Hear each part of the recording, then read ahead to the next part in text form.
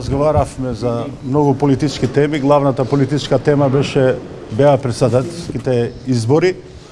Заедно се сложивме дека владата треба да продолжува со нормализација на ситуацијата и внатре во државата и надвор, со нормализација на функционирање на институциите, на системот, затоа што пред нас имаме многу важни задачи, како што се отварање на преговори за интеграција во Европска Унија и ратификација на нашето членство во НАТО од страна на парламентите на државите што се членка на НАТО. Мислам дека би било добро да се номинира како кандидат на владата, што значи продолжување на нормализација и на оваа политика.